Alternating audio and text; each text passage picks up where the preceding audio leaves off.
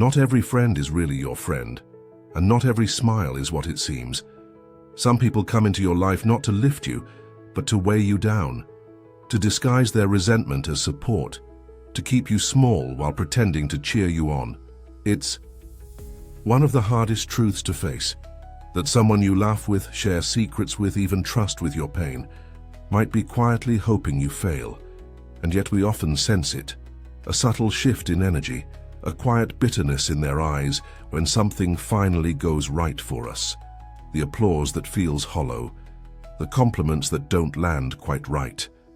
We ignore it because it's easier to pretend, to believe that love always means loyalty, that closeness means connection, that familiarity means safety. But there comes a moment in every journey of awakening where the soul whispers, "Look again. Look deeper." Because some friendships aren't rooted in love. They're rooted in fear, in jealousy, in the comfort of your dysfunction. And when you grow beyond who they expect you to be, they can't come with you. This isn't just about boundaries. This is about truth, spiritual truth. You are not here to carry the dead weight of false loyalty. You are here to evolve. And sometimes, evolution demands separation. So let's begin.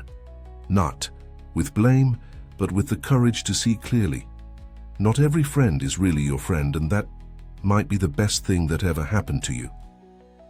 Why do we choose the friends we choose? Because they understand us. Because they care. Because they get us, maybe, but more often it's something deeper and darker. The ego doesn't choose based on truth. It chooses based on familiarity. We attract the people who reflect what we already believe about ourselves. And if what we believe is distorted, the reflection will be too. The friend who subtly criticizes your dreams might be mirroring your own self-doubt. The one who jokes about your failures might be echoing the voice in your head that never thought you'd make it. The ego likes comfort, and comfort often looks like dysfunction we've learned to normalize. This is the illusion of friendship. We think we're choosing connection, but often we're choosing a familiar prison. Carl Jung called it the shadow, the parts of ourselves we hide, suppress, or deny, and it shows up in who we let close. Because until we see our own shadows, we won't see theirs. Until we love ourselves deeply, we'll keep choosing people who don't. And then we'll call it loyalty, we'll call it history, we'll call it friendship. But the truth? It's just a reflection.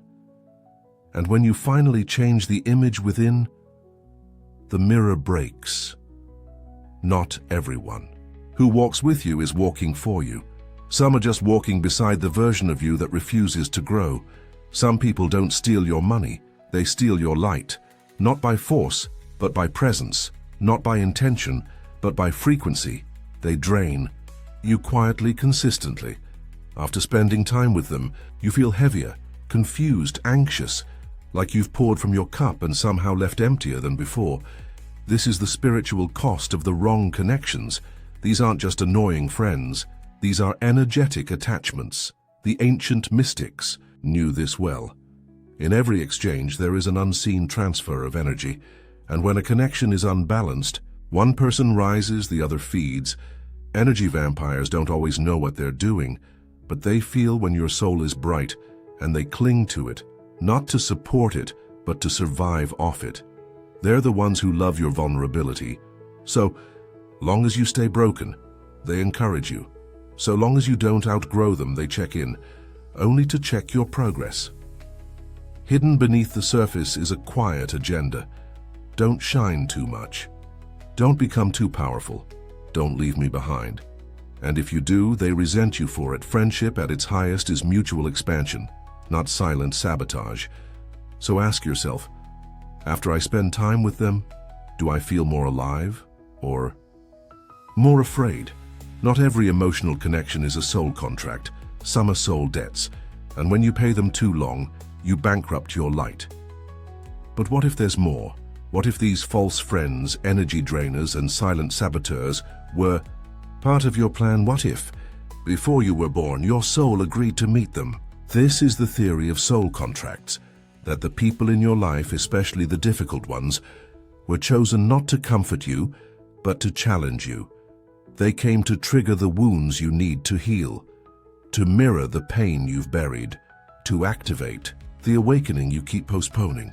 Yes, even the fake friends, especially them. That betrayal, that silent envy, that heartbreak. It pushed you closer to your truth. It pulled you deeper into your power. And for that, they served their purpose. You didn't fail by letting them in. You evolved by finally letting them go. Karma isn't punishment. It's the classroom, and every relationship is a lesson. So maybe the friend who betrayed you was never meant to stay. They were meant to wake you up. The universe doesn't shout. It whispers. And sometimes it whispers through people, through disappointment, through betrayal, through silence where there should have been support. These are the silent tests, the ones you pass when you finally choose your peace over their approval, when you walk away, not because you hate them, but because you finally love yourself enough to stop shrinking. Some friends are tests, not punishments, but portals. Portals into your boundaries, your clarity, your self-worth. When they lie to you, do you lie to yourself? When they ghost you, do you chase? When they make you doubt your path, do you stop walking? The test isn't about them, it's about you. Who do you become in the face of false friendship? That answer defines everything. They smiled when you failed and flinched when you succeeded. You felt it, but you couldn't explain it, because envy wears a mask. It laughs at your jokes. It hugs you tight. It shows up to your party, but it doesn't want you to win. Envy is a quiet poison.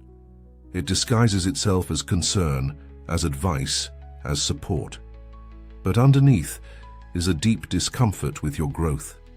Some friends love your struggle because it keeps you relatable, manageable, safe. But the moment you shine too brightly, they dim themselves, or worse, they try to dim you. This is not real friendship. This is energetic competition, and it happens when someone's ego can't handle your elevation. We see it everywhere. In families, in circles of old friends, in people who say they love you until you evolve beyond their imagination. Nietzsche once said, "It is not the lack of love, but the lack of friendship that makes unhappy marriages. And maybe it's not lack of connection, but lack of truth that breaks friendships too." You cannot keep apologizing for your light. You cannot shrink to protect someone else's ego. Envy cannot be healed by pretending it's love. You must see it and let it go. And now, the contrast. Because real friendship is not about convenience, it's about resonance. It doesn't ask you to dim your light. It reflects it back. It doesn't compete. It celebrates. It doesn't hold on to the version of you that's comfortable. It walks beside the version that's becoming. Real friendship is a sacred mirror, not of who you were, but of who you're here to be. Plato called it a single soul dwelling in two bodies. When you find it, you'll know, because it feels like truth. It feels like expansion. It feels like home. Don't waste your energy trying to fix what was never aligned. Make space, and the real ones will find you. But before we end, a deeper truth. What if you've been the fake friend too? What if in moments of insecurity you envied someone else's light? What if you stayed connected to someone just because they made you feel superior? What if you withheld support or doubted their dreams or loved the version of them that stayed beneath you? This is not a time for guilt. It's a time for awakening. We've all been both student and teacher, both mirror and shadow. Real growth means owning both roles. You can't demand truth from others if you refuse to live in it yourself. So be the friend you wish you had. That's where everything changes. Not every friend is really your friend, and that's not a tragedy. It's a gift, because when the false ones fall away, the true ones rise. When you release what no longer resonates, you create space for what does, and when you finally stop pretending, You begin to live honestly. This isn't about anger, it's about clarity. It's about protecting your peace, honoring your light, and trusting that the soul knows who belongs and who doesn't. Some connections are seasonal, some are karmic, some are just lessons in disguise. But the real ones, they don't dim you, they don't drain you, they see you, and when you find them, you'll never have to question again. So how do you know? How can you tell if someone is draining your spirit? Here are the signs, subtle but powerful. You feel heavy or tired after talking to them. They downplay your goals or mock your ideas. They're absent when you're doing well, but present when you're struggling. They encourage your worst habits while pretending it's support. Your intuition whispers, something is off, don't ignore it. Don't explain it away. Your soul always knows. False friends operate in guilt, not love. Control, not connection. They keep you bound to a version of yourself you've outgrown. And yet, many stay, because leaving feels like betrayal. But it isn't betrayal, it's liberation. The most sacred act of self-love is choosing alignment